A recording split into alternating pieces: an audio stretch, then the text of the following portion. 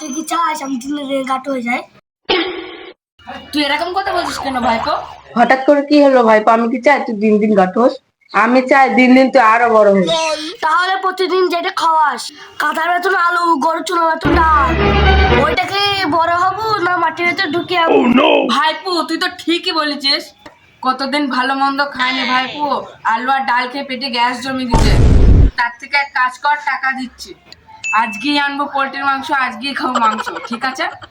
1000 টাকা নে, যে জিনিসের দাম কি আর বলবো।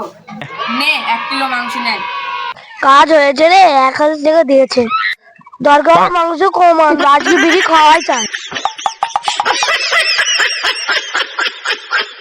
বন্ধু দাঁড়া, এত টাকা নিয়ে কোথায় যাচ্ছিস? মাংস কিনতে যাচ্ছি, কতদিন আলু আর ডাল খায়, পেটে গ্যাস হয়।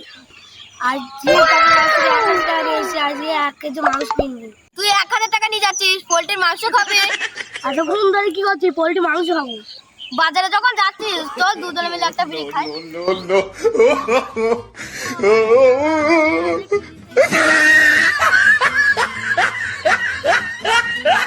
বলু তোর টাকা ছিল, বিড়ি কোথায় পাবি? আব্বা তোকে কিনে এসছি, এই বাড়িতে হবে আসল খেলা।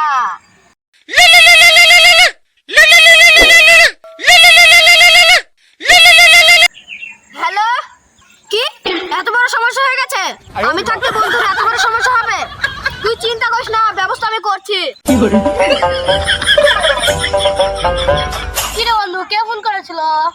রিতেশ ফোন করেছিল, অনেকদিন থেকে অসুস্থ, দাঁড়ানো অবস্থা না, আমাকে বললো কটা পয়সা লাগবে, দাঁড়ানোর শক্তি হলে আমরাও বাঁচবো। এতে সময় অসুস্থ হচ্ছে না, আমরাও তো বরফ হয়ে যাবো। বরফ ছাড়বো তাহলে তাহলে আবার কি করা যায় বলতো? রিতেশের জন্য ফল টল পাঠাতে হবে, দে 500 টাকা দে। ভালো করে খাওয়াবি, হ্যাঁ বন্ধু, ভালো করে খাবো, ভালো থাকিস। বিকালে দেখা করিস। শালা কত বড় গাধা রে, রিতেশ আমার মানুষকে কল দেয়। 500 টাকা বাগিয়ে নিয়েছি, এবার আমি মাংস কিনে নিয়ে যাবো ½ কিলো।